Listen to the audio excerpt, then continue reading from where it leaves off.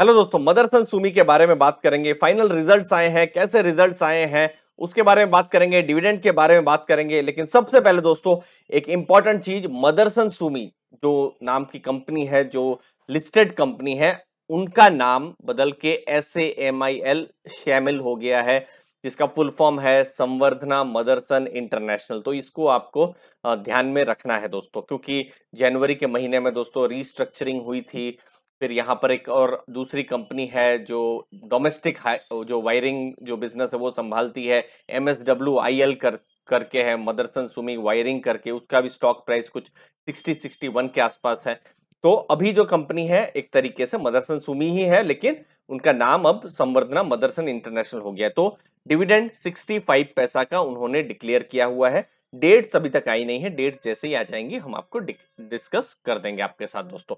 अब कैसा परफॉर्मेंस रहा है, तो देखिए पिछले साल अगर आप कंपेयर करते हैं पिछले साल के साथ, तो ये जो परफॉर्मेंस रहा है तो 16,836 करोड़ के रेवेन्यूज थे, और अभी आप देखेंगे 16,911 करोड़ के। तो लगभग फ्लैट ही रेवेन्यू रहे हैं। क्वार्टर ऑन क्वार्टर अगर आप देखेंगे तो थोड़ा सा इंक्रीज हुआ है। फिर एबिटा अगर आप देखेंगे तो कम हुआ है, 1762 करोड़ का था जो कि 1287 करोड़, मतलब गिरा है। प्रॉफिट्स एक तरीके से गिरे हैं, 27% ईयर ऑन ईयर गिरे हुए हैं। दूसरी चीज, प्रॉफिट्स में जबरदस्त एक तरीके से गिरावट आई है। 543 करोड़ का प्रॉफिट था, जो कि इस बार आप देखेंगे तो 122 करोड़ का प्रॉफिट है, क्योंकि यहाँ पर रीएडजस्टमेंट और वो सब भी हुआ है। तो 168 करोड़, लेकिन अभी 122 करोड़ के हुए हैं। तो ये सब जो मार्जिन्स क्यों गिरे हैं या क्यों प्रॉफिट गिरा है, इसके बारे में भी मैं थोड़ी देर में आपके साथ बात करूंगा। फिर से नंबर पर आपको पूरे साल का नंबर डिस्कस कर लेते हैं आपके साथ। तो देखिए रेवेन्यूज 56,951 करोड़, और इस बार 62,832 करोड़ का, ये कोविड वाले साल का रेवेन्यू है जो इस बार रेवेन्यू बढ़ा है।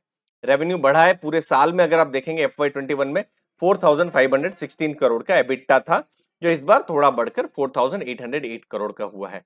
प्रॉफिट्स आप देखेंगे थोड़ा सा कम हुआ है, 712 करोड़ के प्रॉफिट्स थे जो अभी 605 करोड़ का, लेकिन अगर वो नेट बेसिस पे वन टाइम इंपैक्ट भी हटा दे तो 510 करोड़ का प्रॉफिट हो रहा है। तो हमने इंपॉर्टेंट चीज यहां पर ये देखी कि प्रॉफिट्स कम हो रहे हैं।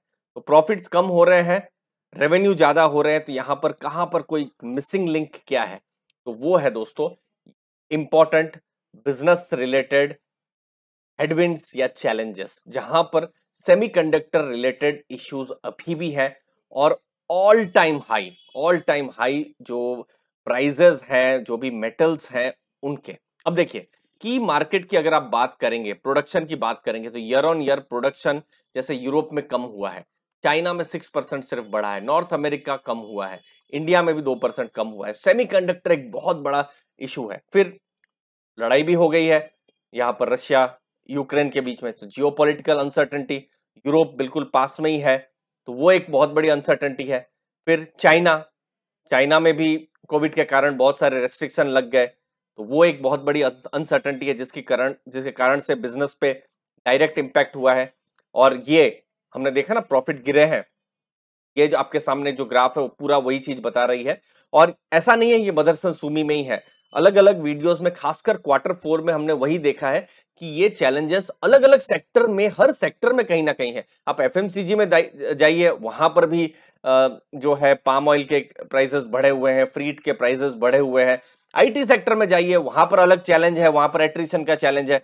यहाँ पर आप देखेंगे तो चूंकि इनको कॉपर की जरूरत पड़ती है, तो कॉपर के प्राइसेस आप देखिए दिसंबर 2022 में 7,742 US डॉलर पर मेट्रिक टन थे, जो अभी 10,337 मेट्रिक टन। तो कंपनी दो तरीके से प्रेशर में है। एक तरीके से सेमीकंडक्टर का तो चैलेंज है ही, यूरोप में बहुत ज्यादा ग्रोथ नहीं हो रहा, वो तो चैलेंज है ही, लेकिन ये जो प्राइजेस जो है, और एनर्जी प्राइजेस, कॉपर प्राइजेस, फिर फ्रीट कॉस्ट, इन्फ्लेशन, ये सब कहीं ना कहीं मार्जिन्स को स्क्वीज कर दे रहे हैं।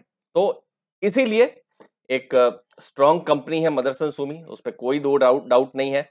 इनफैक्ट मुझे याद है जनवरी की शुरुआत में जब MSWIL सेपरेट हुआ था, तो स्टॉक प्राइस कुछ 234 से 185 गिरा हुआ था। लेकिन उसके बाद से अभी स्टॉक प्राइस और गिरा है, 185 से अभी ऑलमोस्ट 120 125 के आसपास आपको देखने को मिलेगा। तो ये सब चीजें हैं जिसके कारण से मार्जिन इंपैक्ट हो रहे हैं, लेकिन क्या अब टर्न अराउंड होगा, वो इंपॉर्टेंट होगा देखने के लिए।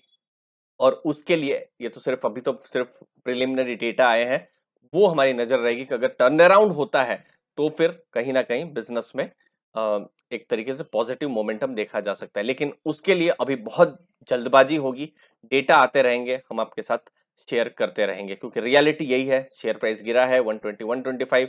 रियलिटी यही है कि बहुत ज्यादा सेमीकंडक्टर का अभी भी इशू है, और इन्फ्लेशन के कारण जो मार्जिन है वो कम हो रहे हैं। तो ये अभी फिलहाल रियलिटी है, लेकिन ये रियलिटी बदलेगी या नहीं बदलेगी वो ट्रैक करना बहुत जरूरी है, और तब एक टर्न अराउंड की संभावना देखी जा सकती है।